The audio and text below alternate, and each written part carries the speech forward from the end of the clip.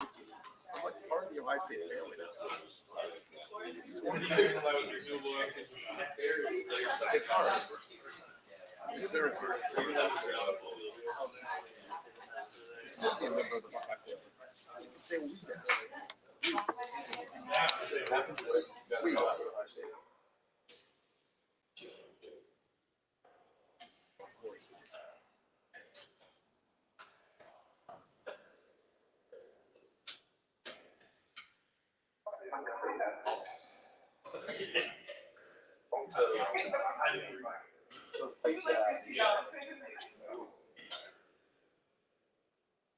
Ways to get prices. Here.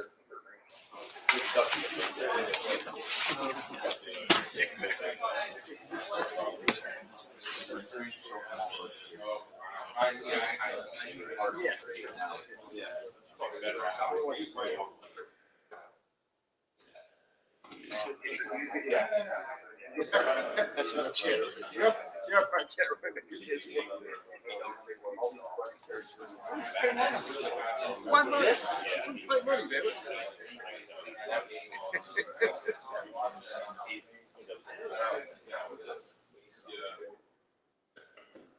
I definitely learned anything that we taught. It's literally like going through the stuff we asked him last morning. All of this is still relevant. Yeah, Saturday we'll have a lot more. Right. We haven't really learned anything.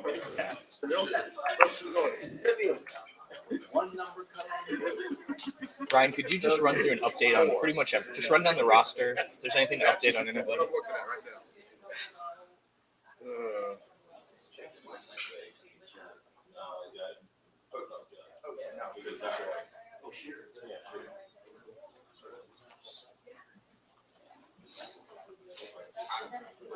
Well, you're only 10 years younger than me.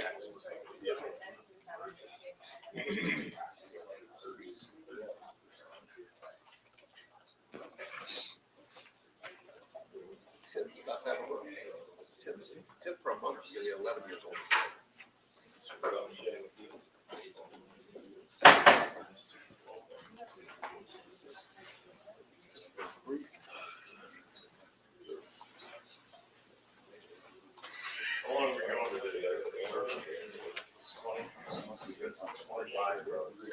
I'm already exhausted.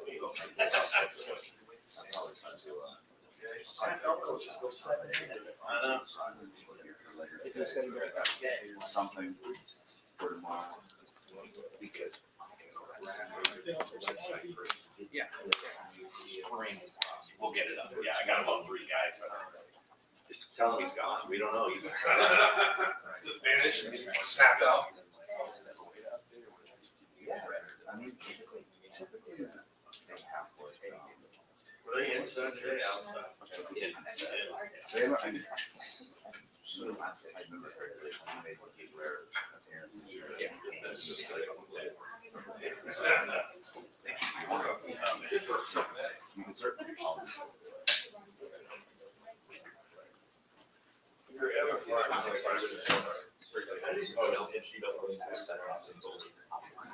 Yeah. So we have kind of one in thing going. Yeah. I think he's going to be very good. He's got kids that are just a little bit older than him to take care. Iron solid, they have not take care of them. Crawl over the scale.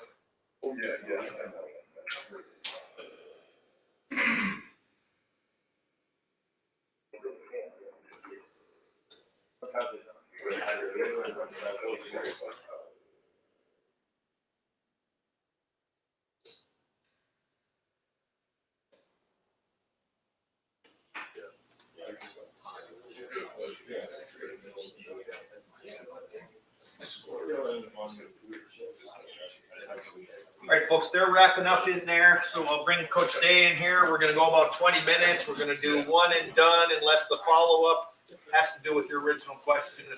I'll try to, have some time at the end, and if someone's got another important question, we'll get a few more in. Just Coach Day here today.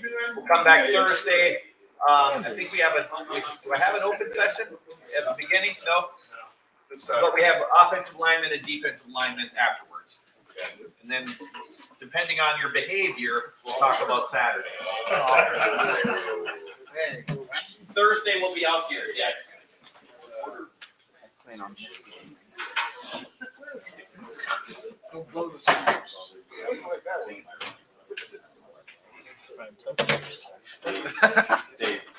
That'd probably do it.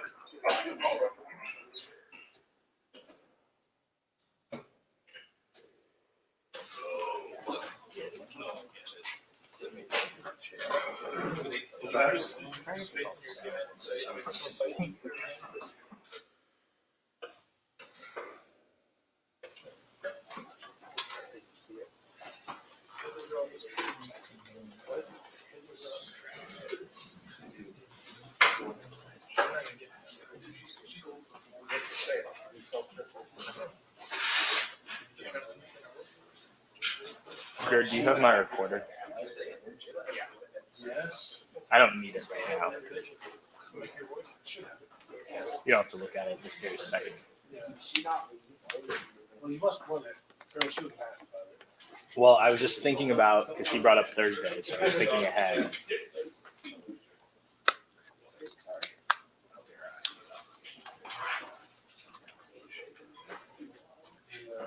I'm not sure which cable is yours. A short one. Thank you. I never used it. I couldn't figure it out. Couldn't figure out how or You just push that button.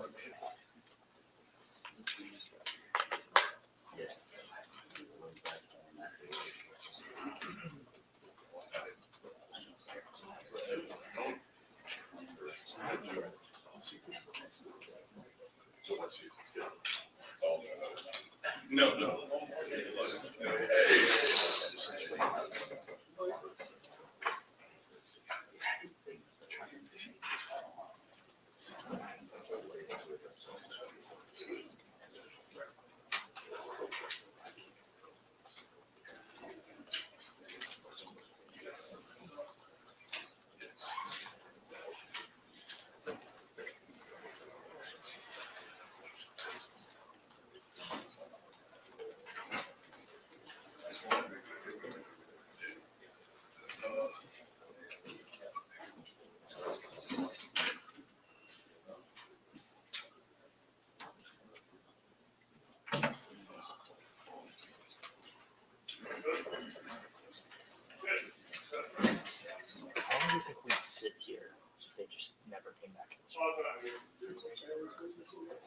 Like Jerry just doesn't answer any texts.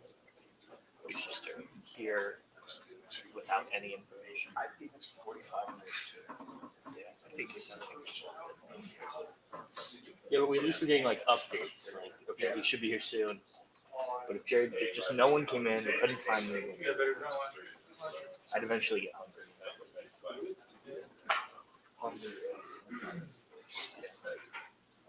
I didn't figure out what that was. An hour and a half later.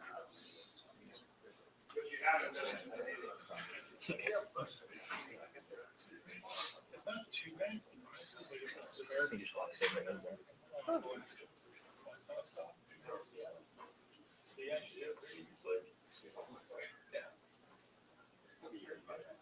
Okay.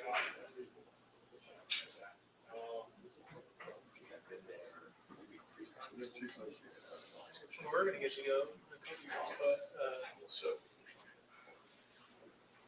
we've got to play.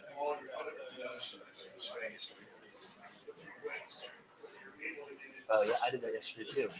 I just was like going through because I listened to all of the receiver stuff because I was there that day, and I was just going through. And I was like, oh, Jaden Ballard, that's probably interesting. And I listened to it, and I was like, wow, there's not much there. Well, last time we were 2019? Yeah. Yes. I remember Pat saying that before we left. He's like, you let him cold and like, he's never. And it rains almost every day. Yes. It's like, where are we at, Columbus? I don't hear the sun. I was like halfway through. I realized it was on 10 minutes long. Being that it wasn't. It's well, it's Phoenix. I thought Otter transcribed this. I've wasted my time in there, so I might as well try and come up with at least some story. Heartline's close.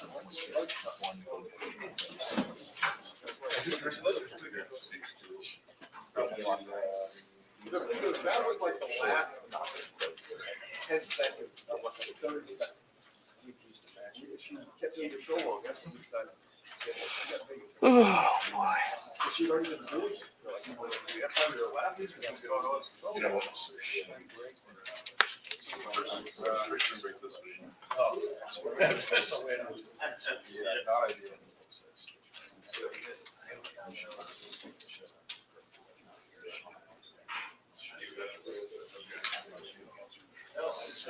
Yep.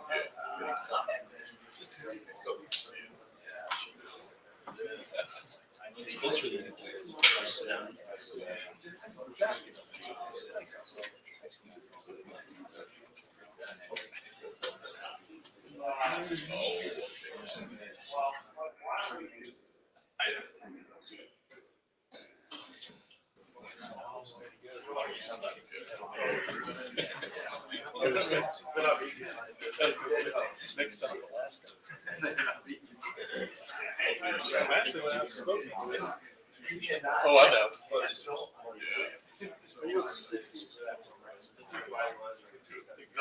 So that's great. Exactly. Trying to Chris Holden. Yeah. Well, that helps. Yeah. But I just about to call it. That was,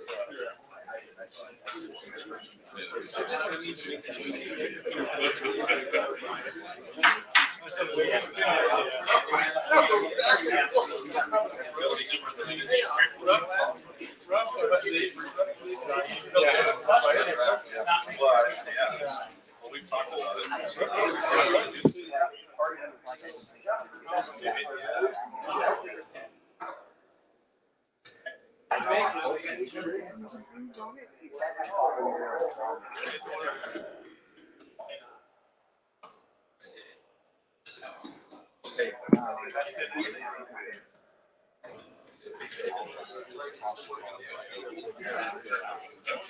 that's good.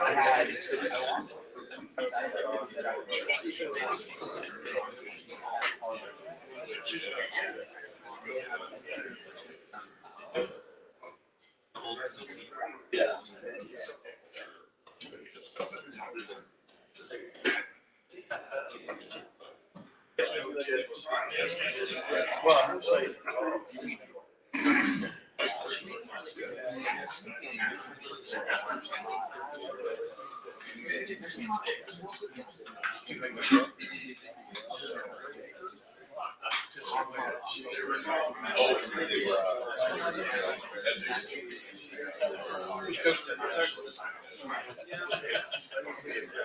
We might have got more than there's a couple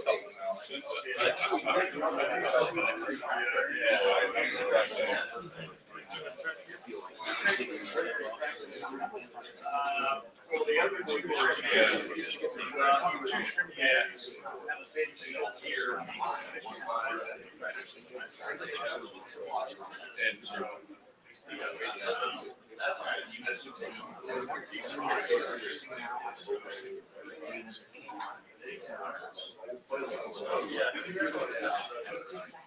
So he does that.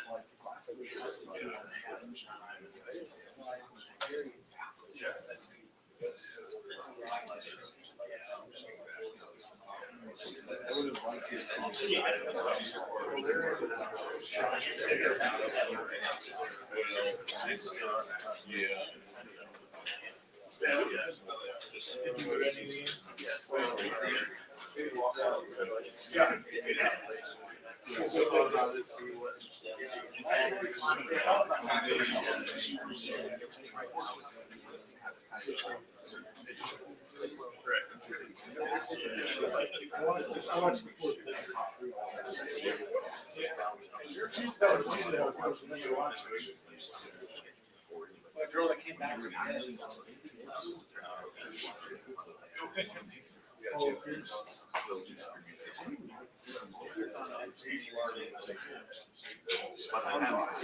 And like,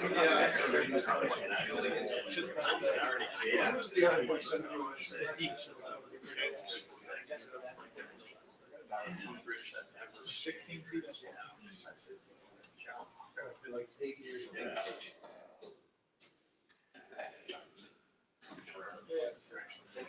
One in between.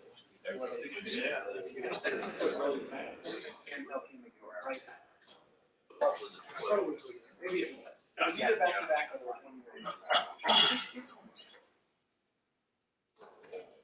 That's what it was.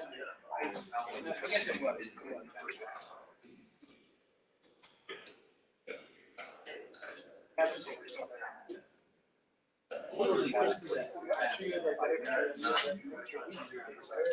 At like 2 a.m.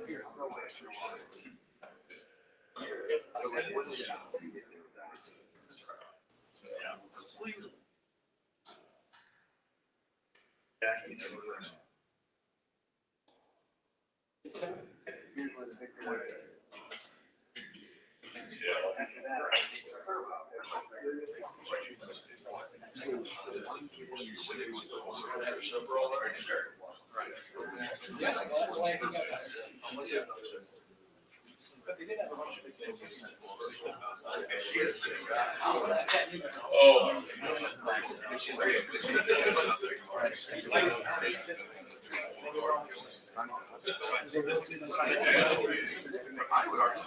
I would argue that he got one. Yeah, that was Boston.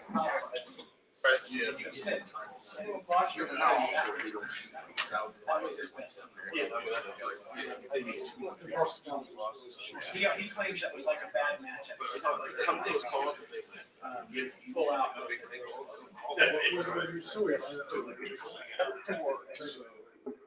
So that team had if I want a clear card, I see 74. I'm like, oh, here we go. They were like 5 to 26. he still has good. You should get one of those. They have the broad challenge.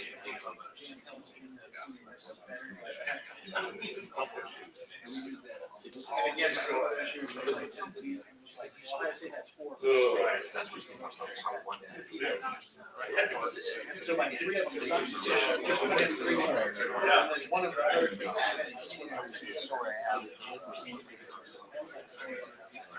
That was it. Oh. That was that.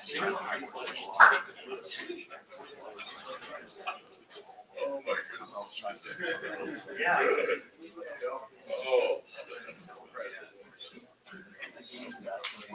Tennessee, like that. Potentially. I don't want to shoot. I have to shoot. I don't want to shoot.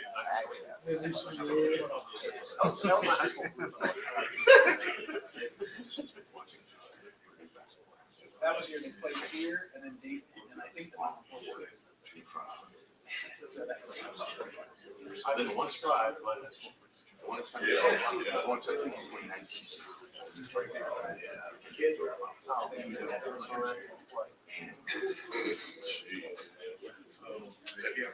That's one of the great games ever.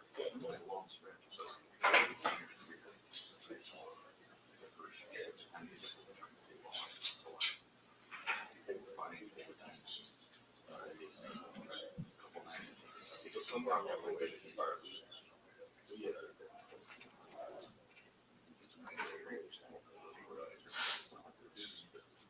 No, there's no reason to copy it.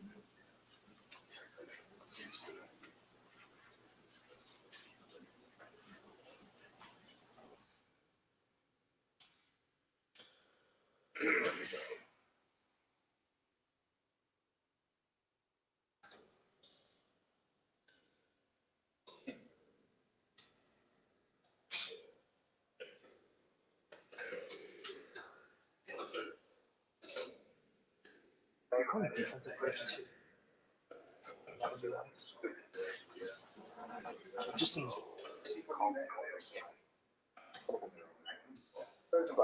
What part of fun you can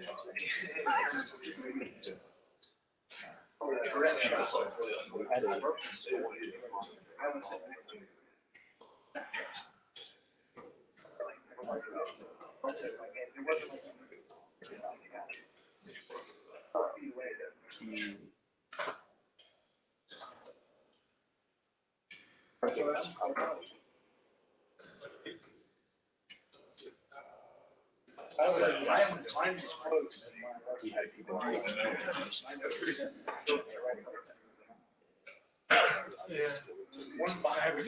We don't know. Yeah, they didn't.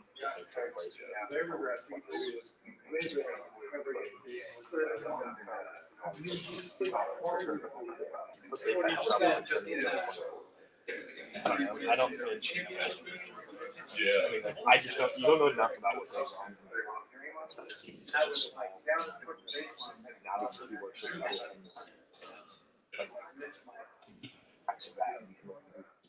Did he kill it or the It's ball fine. hit it? It's It's his fault. He's so notorious in the press. So him, I feel like there's just like more. It was not his fault, Really tough. other than actually having it. Oh. That was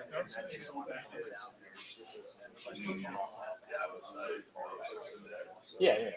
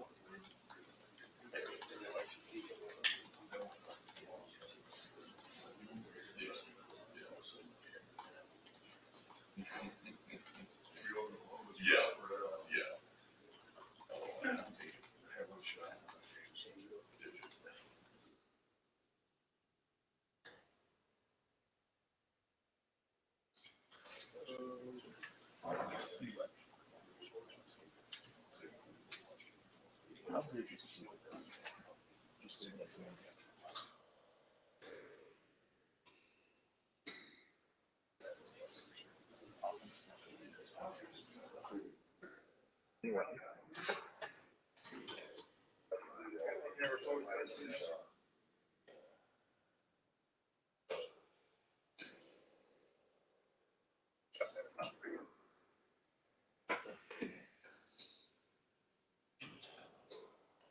the summer when nothing's talking about. No soccer. It's the international. It's the international break.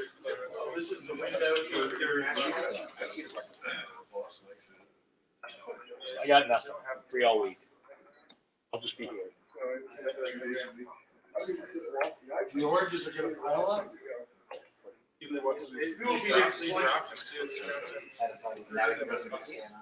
That's news job. Now you're good.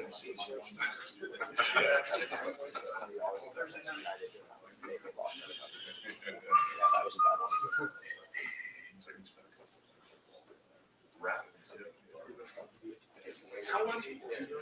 Great. I don't know why we don't do this.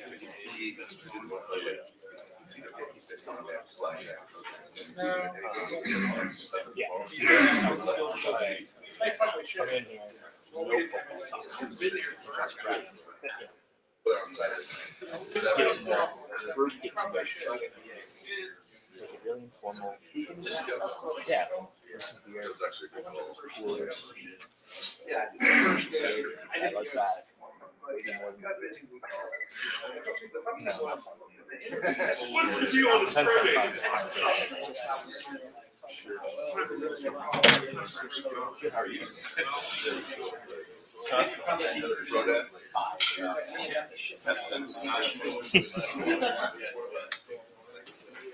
Your tournament can be pretty busy.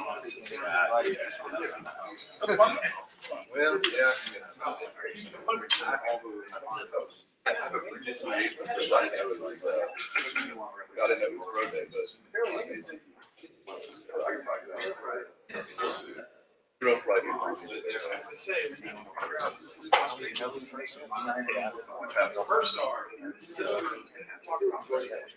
Talk about what?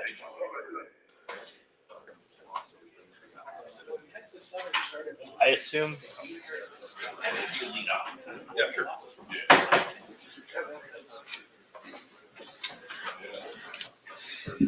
Just want to start off by saying congratulations to the women's basketball team and Coach McGuff for a great game last night and moving on to Seattle in the Sweet 16, and then also to Nadine and the women's hockey team for a great season and making it all the way to the national championship game again. Thank you, Coach. We'll open up the floor for questions. Front row, Dave Biddle, 24/7 Sports. Ryan, I know it's just 3 days of practice, but can you get into the competition at center and right tackle? You know, Vic and Carson at center, and then Tegra and Zenit at right tackle. First day in pads today. I'll get on the film and take a look at it. I think, so far I've been impressed with the way Carson's come out and competed early on. Vic is learning the offense. I think he would tell you that, practicing every day at Ohio State is something that he's adjusting to, but has ability, has athleticism, got a great attitude. So I think we'll see the best football out of him as we get closer to the middle of spring practice. But so far I've been pretty pleased with what's going on at center. Yeah, right tackle. It's still too hard to tell, I think, there. Again, it's our first day in pad, so it's going to be hard to really give you a lot of evaluation. We'll get going with a bunch of inside drill on Thursday and probably get after it in a little bit of a scrimmage setting on Saturday at times. So I think coming off the week, we'll have a better feel for it. But so far, there's been some good things. There's been some things that we want to get better at, certainly. But we'll take a look at the film today with the pads on, because when we don't have pads on, it's very difficult. I think guys have to take care of each other, learn how to practice without pads the first 2 days, but had them on today, and there was a lot of good things out there. Right behind him, Stephen Means, Cleveland.com. These first two practices, are there guys in the secondary that have maybe stood out to you, and how do you taper that with also, he's got two quarterbacks who are trying to, battle for a starting job here? It's hard right now to say who was really standing out, but I think Denzel and Jordan and Davidson's been in there. Jair, they've got their hands on balls. I think just as a group right now, they're competing, they're challenging, and I don't think we could ask for a better start of spring practice coming off the first 3 days. So we'll see as we get towards the middle. Like I said, I can probably give you a better evaluation as we get closer to the middle of spring practice and then towards the end of where guys are at. But I just like their attitude. I like their competitiveness. It's a bunch of guys working on the perimeter every day, and that's what we want. We want to be really competitive this spring in everything we do. And as we get going here with the pads, we'll be in more winner loser situations, and that's what we want. Fourth row middle, Pat Murphy, 24/7 Sports. Ryan, the first day we did this, I asked you about your two transfer defensive backs, Jihad and Davidson. I'm curious, now that you've seen them in the building a bit more, how they're fitting in, what you like about what they've brought so far. Yeah, I think they are fitting in well. When you come to Ohio State, you don't just jump into that locker room and, think that you're going to get the respect of the teammates just because you're walking in the locker room. You have to earn it. I think both of them have done that through, winter workouts, mat drills, and now into the third day of practice. They've worked. I think that anytime you're in that type of situation, you have to kind of work your way into it. You kind of, you're seen before you're heard. And they're doing that right now. Again, where does it go into practice 7, 8, 9, 10? We'll see. But so far, I've been pleased with not only their attitudes, but their ability to help us this upcoming season. Right next door, Andy Andrews, Buckeye Sports Bulletin. Yes, obviously a big part of the spring too is evaluating Brian Hartline as a play caller. You've talked about putting him in those situations in practice. But when you're evaluating someone as a play caller, how do you go about that? Is it maybe is it like having a cheat sheet of plays that should be called in certain situations? Is it just letting him call plays and seeing the success of those plays? What is that evaluation process? Yeah, you don't really know until you get into a game how that works. But we're going to try this these next couple of weeks to try to get some game type situations and get that going. But a big part of it right now in the first 10 practices is installing his fundamentals, and then we try to start playing the game more. But when you don't have, red zone in, third down, short yardage, those type of situations it's hard to get into those type of game situations. So we'll typically script a lot of what we do. And we're only into day 3 here. And today was our first day in pads coming off of spring break. So we've been pretty basic. We're really working on the fundamentals, hand placement, pad level, those type of things, ball security. And then as we get into more situational stuff, then we have our full game plan and we can get into that stuff. So, and the best you can do is just kind of get out there and call it and just see what happens and try to change the situation the best you can, but you don't quite really get a feel for it till you're in the game. Front row middle, Joey Kaufman, Columbus Dispatch. Ryan, what are you looking to see out of Saturday scrimmage? I know we're a couple days away. We don't talk to you until then, but what do you want to see out of the scrimmage? Do you have any idea how it's going to be formatted and all that? No, we're going to talk about it as a staff in terms of exactly how we're going to do it. We'll see how we come out of Thursday. That's a big part of it too, is the injuries and how many guys we have at what position. So we'll try to figure out how many reps we want to get each guy, but we want to tackle to the ground and, with certain guys, one thing about spring practice, the more you think about it and with COVID and everything that's gone on the last couple of years, you have guys who've been in the program for 4 years or 5 years. Then you have guys who should be finishing up their senior year of high school. So you have different variety of experiences and age groups. So trying to figure out what's right for each guy is where, this time of year, you got to do a great job of. Some guys have played, a bunch of football. They've had, thousands of snaps in games. Other guys have never done it before. So what we want to do is get a lot of those younger guys a bunch of game reps, see who can tackle, see who's going to make plays, give them an opportunity to go put it on the field. So we'll be very basic in what we're doing schematically, but just allow them to go play and then grade the film and see where we're at. To clarify earlier, as far as Brian calling plays in kind of game-like settings, does that include Saturday scrimmage? We haven't really talked about it, but yeah, probably we'll kind of put a little game plan together and let them call it and see how it goes.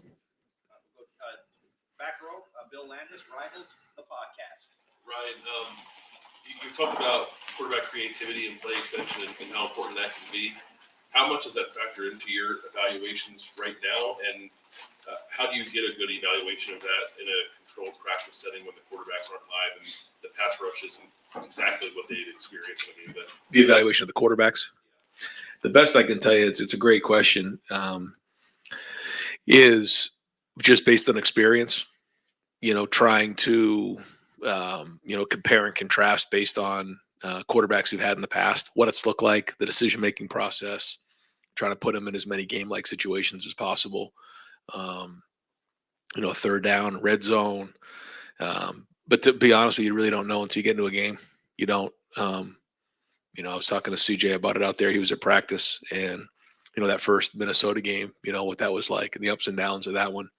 And a big part of it is getting your confidence. But I think you want to identify the things they do well and then really emphasize those, and then recognize what the areas that they need to be improved, and try to make sure that we're addressing those, and just try to get the guys better every day. And over time, it seems to always kind of shake itself out. But we're into day 3, and there was some good things out there today. When you have to, I guess, like have that projection kind of baked in that you don't know until a game is in front of you. Does that sit in the back of your mind? Like, okay, Yeah. am I really making the right choice without knowing what these guys are going to look like when it's live action? Yeah. You never know. You try to do the best you can. And, when you have somebody that's played a whole year, you certainly sleep a little bit better at night. When you have somebody who hasn't, then you don't. But that's college football. And I think it's been exciting to develop young quarterbacks and new quarterbacks here the last couple of years, when you had Justin and, even Dwayne, that was his first year playing, and then CJ 2 years ago. But the frustrating thing is you only get them for a couple of years, and then they move on to the NFL. But that's a good problem to have. Right next door, Spencer Holbrook, Letterman Road. Right, it seems like you guys know exactly what you have with Ty and Mike and Tyleek in the middle there. But then beyond those guys, it doesn't seem like there's a lot of experience.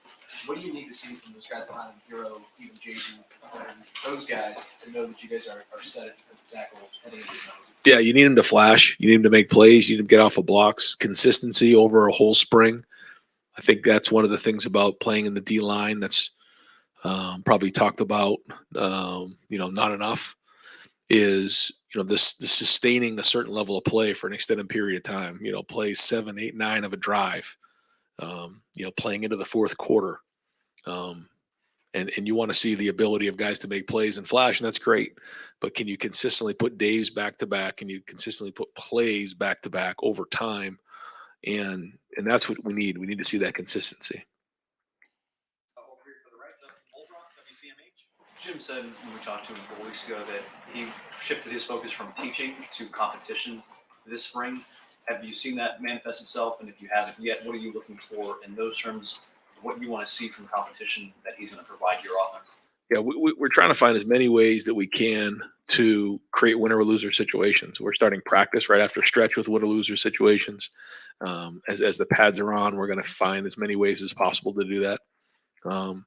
Because I think, we all work hard, and working hard gives us a chance. But the difference between that and competing is there's a winner and a loser every time you compete. So, year one, on defense, installing it, trying to install the defense and get it taught, make sure you know what you're doing. And now it's more of an emphasis on how to do it, except for the younger guys. But for the older guys now, we have a bunch of experience coming back there, which is great. But how many times can we put them in competitive situations to go play? And that's what we're trying to do, whether it's at a position or as an offense or defense.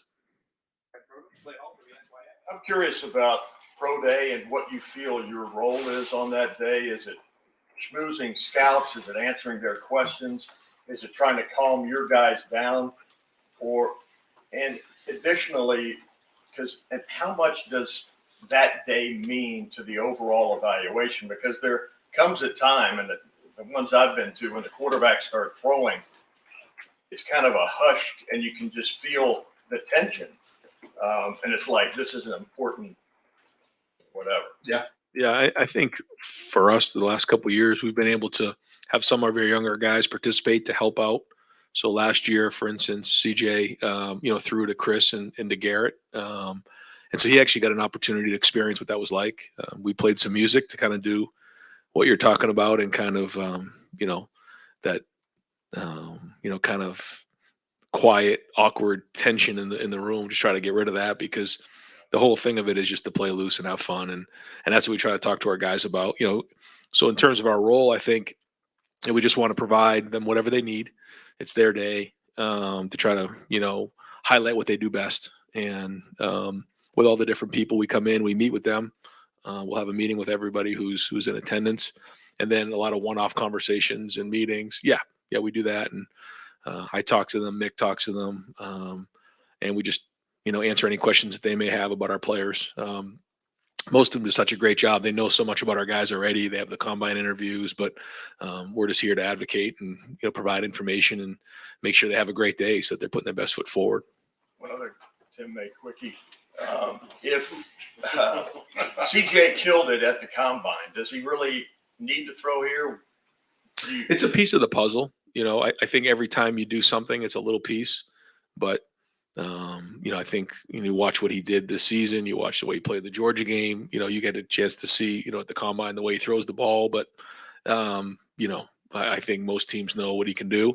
But it's another piece of the puzzle, and it's a great opportunity for teams to get out here and see him live and in color and see him throw it. It's good. I know as a quarterback, I always wanted to see what it looked like coming off the hand, and everybody got a chance to do that at the combine, and then I'll get a chance to do that on Wednesday because that's tomorrow. Yeah. Front row right, Austin Ward, Rivals, the podcast. Ryan, we've seen, how successful your offense has been with the 2 tight end personnel grouping out there. We know that you've got Cade coming back. I would assume that it's Joe and G sort of leading the battle there elsewhere. How do you see that shaking up throughout spring? What do they need to do? I know the pads just came on today.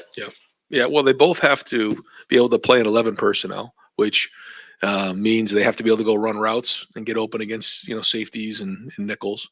But they also have to go in there and block 7 techniques in 11 personnel. In the 12 personnel, we have the Y and the H, and the Y does a little bit more of the heavy lifting. The H is sometimes a little bit more off the ball and does a little bit more off the ball type stuff. You saw Mitch do that a little bit last year. You saw Ruck do that the year before when we had Luke, Luke Farrell. So Cade shown that he can do both. And, we're looking for the rest of those tight ends to do is be able to show that. I think Keenan's off to a great start with that group, and hopefully, we can keep growing on that and replace Mitch. Fullback position going to be dead if you can't find somebody to do what Mitch did? It's going to be interesting. We have a couple ideas on that. We've tossed around the idea of some different ideas, and we'll kind of see where it goes, but we have some good thoughts. Fourth row right, Cameron T. Robinson, The Athletic. Ryan, you mentioned you want to see, you really learn a lot from these quarterbacks when you get them in a game. What do you look at in a scrimmage? I mean, it's the best chance you have now to put a game situation together. I've been talking to our guys about making the routine plays routinely. With our players and the skill that we have, we don't need an extraordinary stuff. We need people to take care of the football. We need them to, if the first read's there, take it. If not, work on to 2-3, and then have a plan from there. Make good decisions on a run game, take care of the football, and lead the offense. If you're going to turn the ball over, it's not going to go well here. And so we've got to take care of the ball, but you also know we're going to be aggressive. And that's not just easy to see. A lot easier to say, well, take care of the football, but we also want to go score a bunch of touchdowns. So there's that balance that you have to find. And, some guys can find that easier than others. We've been fortunate enough to find the guys that get a feel for that. It's probably a big part of the it factor that people talk about, seeing the field and understanding situations. But the more game-like situations we can create, the more we get a feel for that, and certainly taking care of the football and making routine plays routinely is important. So the game is different than a scrimmage, and you have all the pressure, everything going on. But when it comes to the quarterbacks, you still evaluate them the same way in a scrimmage as you would in a game, or is that different? No, I mean, I think it's the way that the game is played. You have practice and preparation that leads up to a game, and then you have to go put it on the field. I think that it's kind of like that in the spring and the preseason where you have your practices during the week and you're making evaluations every day. But, one drill could be, team run and play action pass, and you're specifically working on that and you're getting better at that. But that's very focused on that specific situation. When you're playing in a game, it goes from first down to second down to third down. And if you're not staying on schedule on first and second down and finding that check down or being able to, create a play on third down, you just don't know that until you're in those type of situations. So it's one thing just to play one play. It's another thing to understand how that play is going to affect that drive and ultimately the game. Front row, right in front of him, Tony German, Buckeye Huddle. Ryan, other than quarterback, what position or position group comes into your mind the most? Are you thinking about the most right now? Probably offensive line, and then probably the secondary, just in general, just where that's at. I will say this again. I like the way the corners are playing. You'll see how the safeties did today, but depth in the D line. it's good to get a couple guys out there now that Tommy's not going to be practicing here this spring, to get some other guys going at linebacker. But those are the areas that, we got to really do a great job with. The offensive line, is there a danger of being too optimistic as a head coach about a position group? Well, you just have to evaluate for what it is. You have to identify, and you have to be real. You can't be fake in this game. The players know it, the coaches know it. So, sometimes you can feel like, we're riding a guy, or, we're really negative on someone who's a really good player, and, they can call that out. Or, if you're wrong in your evaluation and you think someone's better than they are, then, it's going to get you beat down the road. So you just got to do a great job of communicating and identifying what you think it is in the evaluation. Doug Lane-Reese, Cleveland.com. Ryan, how the different quarterbacks you've had here, from JT to Dwayne to Justin to CJ, how has your view of the quarterback position evolved in your time here? Or with the Ryan Day who showed up the first day you were here in 2017, talk about what you need to do to be a successful quarterback the same way that you talk about it today? Probably. I think the game is changing, but to your point, I don't think that what you look for in a quarterback really has. You have to be able to do stuff with your feet. You have to be able to create a little bit, in and out of the pocket. You have to at least be a threat in the run game. That has to be a part of what you do. I think it's important to do that. But you also have to be able to throw the football in the pocket on third down in the red zone. Be able to push the ball down the field and play action pass. So I think all those things are important on the field, and then the leadership part of it is critical. So no, I don't think that's changed. But I do think the more you look at the quarterbacks who are making it in the NFL and at the highest level of college football, they can move their feet. They can create, they can extend plays. Just thinking about the playoffs in college, thinking about the playoffs in the NFL. I mean, almost all those guys could do that. I think that's important. But I think we talked about that, probably 5, 10, 20 years ago. But I think more and more it's becoming part of the reality. In the NFL, if you draft a young guy, you might have him for a decade. Yeah. You can build an offense around that guy. Be like, hey, maybe it's not what I would normally do, but we're locked into this guy. Here, as you said, you get a year or two. What is the right balance of, you said you always want to bring up the strengths of a quarterback. What's the balance of an Ohio State quarterback has to do this versus, well, this guy's got these skills, we can adjust a little bit, and do you adjust less because it's going to be a constant churn, where in the NFL we could adjust and then keep that adjustment for a decade? Yeah, I think the first thing is they have to be able to compete. They have to be high competitors because of what it takes to be the quarterback at Ohio State. You have to be highly competitive. I think the other thing is you're looking for some sort of extraordinary trait. When you think about the different quarterbacks we've had, even just going back to, with Braxton and Cardell, JT, Dwayne, Justin, CJ, when Joe was here, I mean, they all had extraordinary traits. And I think that's important. And then you try to, emphasize those traits. You don't have to tell us. Do you think you have identified the extraordinary traits of Devin and Kyle, or are you still looking? No, I think that they're starting to take shape. Yeah, I think that they're doing a good job. I think the one thing that I can appreciate about both of them is their work ethic, their intelligence level. And it's been fun to get out there and see them now take the reps with the ones, because when you're taking reps with the 2s and the 3s, it's a little bit different, especially in season. But now they're getting thrust up there and pushed up there, and we'll see as we continue to go. We haven't even put third down in yet. We haven't put any of that stuff in, so we'll see. But so far, I kind of like their mentality, and I think that the team, believes in them, and I think that's important as well. Yeah, I don't mean to follow up on all this like Bill and Doug's questions and stuff, but when you put my eyes in your head, or vice versa, when you're out there in a practice play, how are you watching it from the quarterback standpoint? You understand what I'm saying? I mean, are they seeing what I'm seeing? I mean, what give me kind of a sense of that. Well, you're looking for timing. I think that's first thing. Is the timing right? And you're looking at their eyes. Where are they looking? I think that's very, very important. And then if their eyes and their feet are right, Is the ball coming out where it's supposed to be on time? And when it goes exactly as planned, can we make the play? Okay, that's the first thing. Yes or no. If they can't make the play when everything goes exactly the way you design it, that's not good. If you draw the play up and it doesn't go exactly the way you plan, is there a plan B?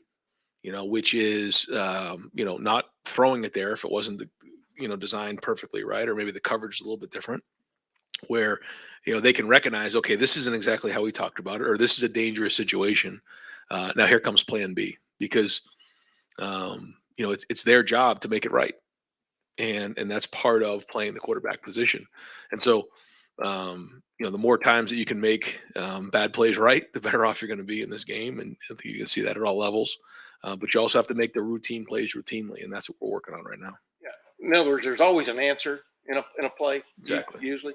And one of the quickie, as you've gotten to, and I asked you this the other day, but as you've gotten to roam, for want of another term, what have you noticed about the Jim Knowles defense that you didn't maybe catch on to last year? You understand what I'm saying? I mean, is there something you're kind of like getting a feel for what he's thinking? I mean, just what's that been like, I guess? Yeah, it's been fun to watch him work. It's been fun to see how, I could tell, he gets to a certain point where he wants to get enough reps of a defense over and over again against all the different formations, all the different looks. And then when it gets to a certain point, then he feels comfortable. Okay, this thing's going to get game ready. I can call this in a game. But if it hasn't had as many reps, it's not ready yet. It kind of stays over here. And so it's my job as a head coach to make sure we have enough plays where he's getting what he needs to make sure the guys understand that enough, see the different ways that our offenses are going to attack them, so that it can be game ready. One play hall quickie. Back to the quarterbacks. Do you notice when a guy has gotten comfortable wearing the black jersey, meaning I'm not going to get hit? You understand? I mean, how much do you factor that into as you're evaluating their boldness?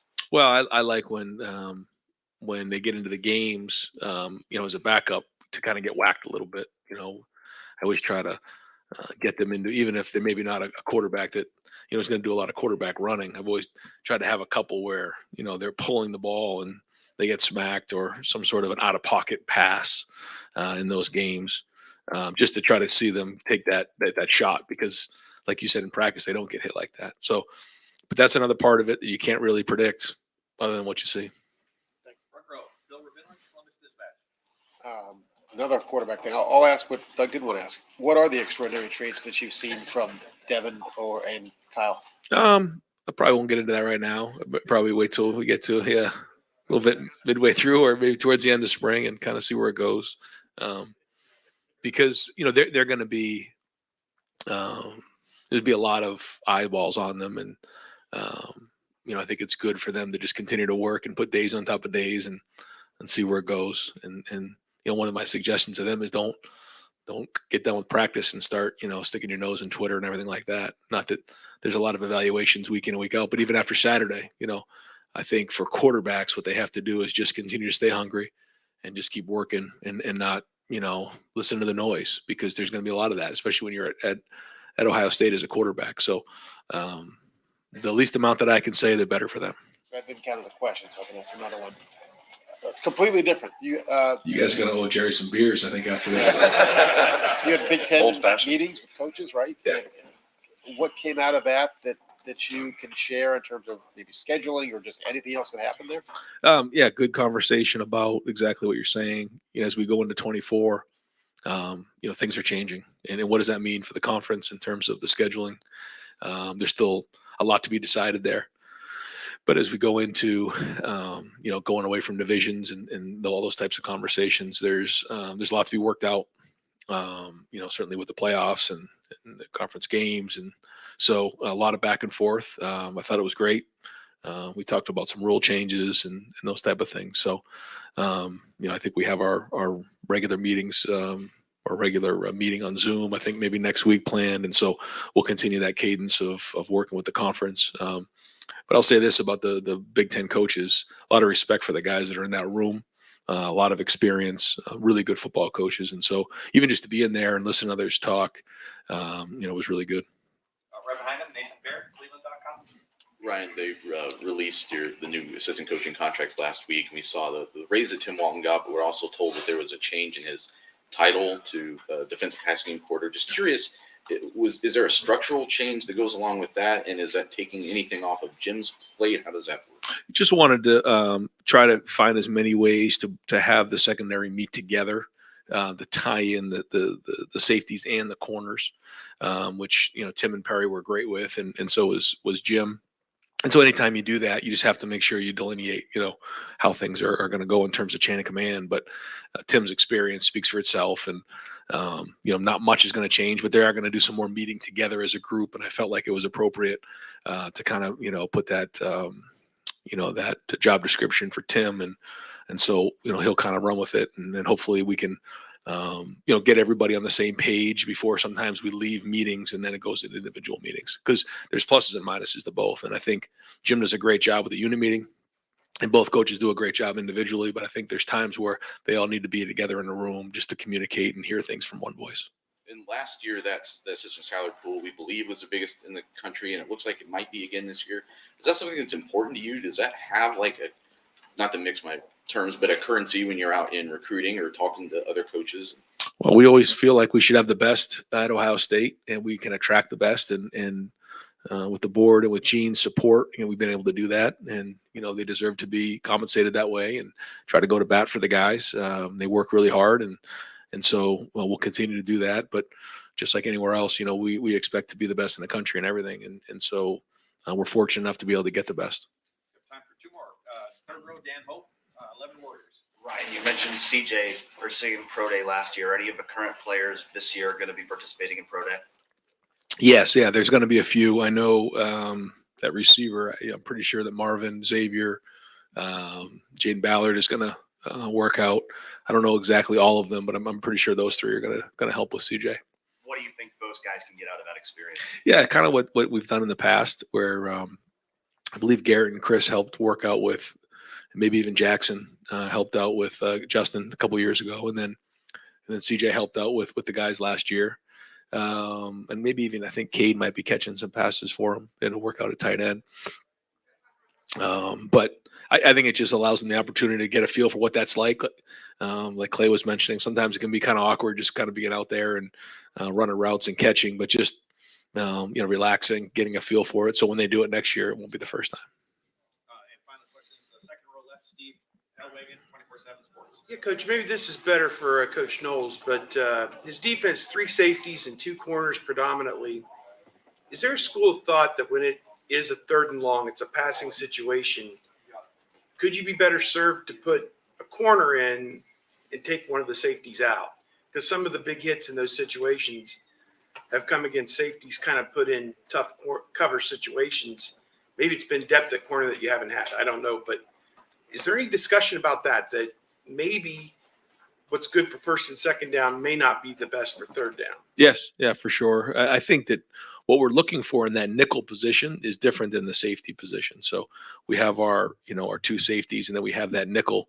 That nickel really should be similar to a corner. So I think that's important. But I do think, to your point, there are some situations, especially on 3rd down, where if we feel like we have our best or 3rd best cover guy, if we have that, which with all of our injuries last year, to your point, I don't think we ever really got be able to go down that road. Yeah, Tanner was kind of there, and then Cam got hurt, so we didn't quite have the opportunity to do that. But yeah, on 3rd down, bringing in your best cover guy definitely makes sense. And then also maybe on 3rd and long, taking out one of your linebackers and going to a dime package is certainly something that we'll be considering.